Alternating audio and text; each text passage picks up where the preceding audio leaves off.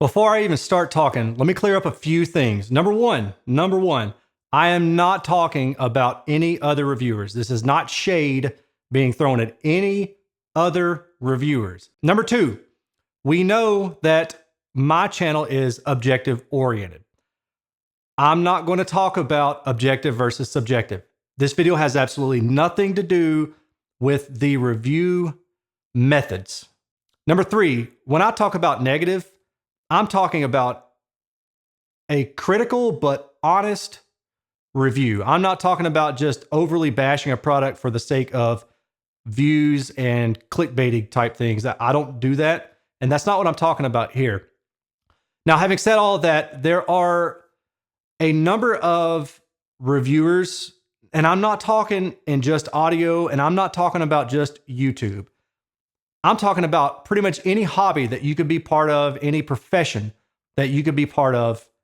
There are reviewers in that space who don't do negative reviews. And in the audio realm, the ones who are open about not doing negative reviews, which I totally appreciate that honesty, their rationale for not doing negative reviews is pretty simple.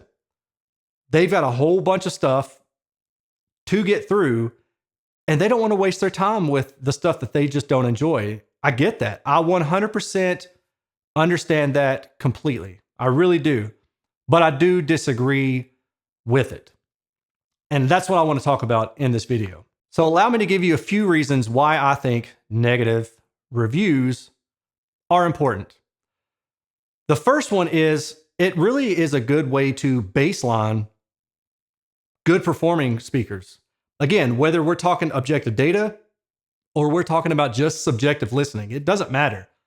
If a product performs poorly in your opinion, in a reviewer's opinion, based on whatever metrics they choose to use, I think it's important to highlight that, because when they talk about a good speaker, well, now you've got something to compare to. Well, this is why this speaker is good, not just because I say it is, but because it does these things that I like. This one doesn't do those things, or this one does things that are just not good. Another reason is simply that if I give a negative review, it gives you a better understanding of me, what I'm looking for, what I'm listening for. Without that extra information, then everything just is good, right? No matter what speaker it is, if I am only talking about positive things, or I'm only reviewing speakers that I enjoy, I don't think that from a statistical standpoint that there's enough information on the positive side to fully encompass what I do and don't like. And that's why I think talking about the negatives is important. A third one, while it is rare, there are speakers that are just outright bad. And I've reviewed a few of them in my time, and I flat out told you, hey, this speaker's pretty much junk. I have no problem doing that. It's important to highlight those speakers that are really bad. And what I do encourage maybe other reviewers to do, and I've had a personal conversation with another reviewer about this, is that if you don't like the speaker, maybe just create a YouTube short, or just create like a 2-minute video and say, hey guys, I got these speakers in the last 4 months. Here they are. I didn't like them. And here's a quick few reasons why. And just don't spend a lot of time. You can just shoot a very quick video. That's what I would encourage other reviewers to do. If they are watching this and they say, yeah, Aaron, you bring up some good points, I might try to do that. That would be my suggestion to you. Otherwise, if you don't agree, then just disregard what I'm saying. You probably don't care anyway. Another reason is that it actually helps the community by doing a negative review.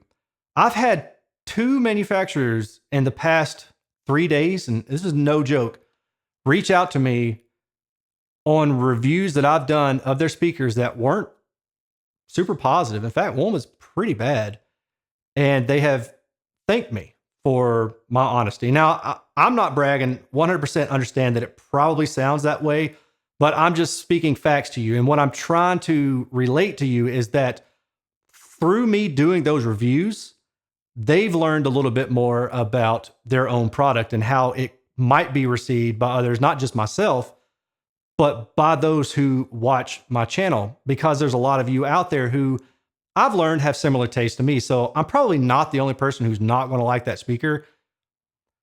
And by doing that negative review and just kind of being honest, critical, but not bashing, I think it gives them a good understanding of maybe some areas that they could improve upon, and then they make a better product in the end. The flip side of this argument is always that manufacturers won't give products to people who only positively review their stuff. I've seen a lot of people say that. Heck, I've even thought that. But what I found as a reviewer is that with good manufacturers, that's just not the case. Good manufacturers want somebody who will give their product a fair shake, be critical if necessary, not overtly critical, and just be honest. And you do those things, and I think we all are better from it. One downside to doing negative reviews, and this is probably another reason why some reviewers don't do negative reviews, is because you paint a bullseye on your back when you review a product negatively. There are certain brands that have very loyal followers. And when I have said negative things about them, man, these people come out of the woodwork. And it's not even just brands. As a matter of fact, I did a review about why you should not surface mount a tweeter. And you wouldn't believe the number of people that took offense to it as if they were the one who designed that speaker themselves. And they took it personally that here's the data for what happens when you do that. It's just audio, and I feel like some people lose sight of that, or maybe people are just trolling. I don't know. I hope it's the latter, because if you're taking it that seriously enough to really lash out at somebody on the internet, that's a problem. And it's not helpful in the long run. I'll just leave it at that. So that's probably why other reviewers also don't do negative reviews. But anyway, those are kind of my feelings on the whole negative review. That's why I do negative reviews. That's why I think they're important. They're not often, thankfully, because if I felt like every speaker I review was just junk, that would suck and it wouldn't be fun after a while. Luckily, most speakers that I review are at least good, if not really good, especially when you're talking about price range. Please, if I do a negative review of a product you own, take that review for what it's worth. Use it in the best possible way that you can. Try to glean something useful from it. If you disagree, that's great. That's completely fine. But understand that what I'm trying to do is I'm trying to make a positive impact on the community by not just telling you what I think I hear, but also providing you with some actual data on what it is that the speaker is doing before you put it in your room. Because if you know that, then you can start whittling away some of the bad players, get rid of those bad options, and then focus on the good ones based on what you already have an understanding of for what you like.